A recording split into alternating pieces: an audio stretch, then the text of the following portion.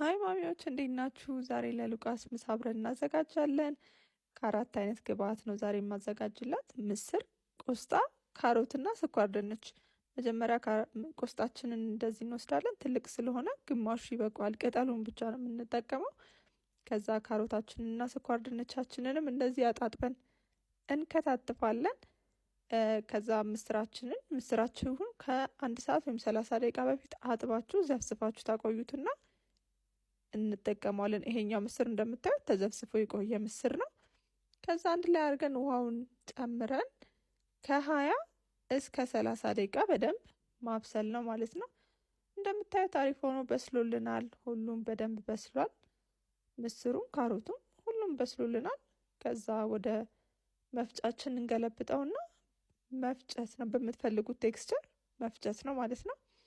እዚህ ጋር ትንሽ ወፈር የሚልባችሁ ከሆነ ልጆቻችሁ 7 ወር 8 ወር አይነት ከሆኑ ቀጠን ማድረግ የምትፈልጉ ከሆነ ውሃ ማድረግ ትችላላችሁ። እኔ ብዙ አላስፈለገኝም። አሁን ወፈር ያለ ምግብ መብላት ስለጀመረ ሞክሩት። ልጆቻችሁ ይወዱታል። በሳምንት 2-3 ቀን መስጠት የምትችሉት ምግብ ነው። ባይ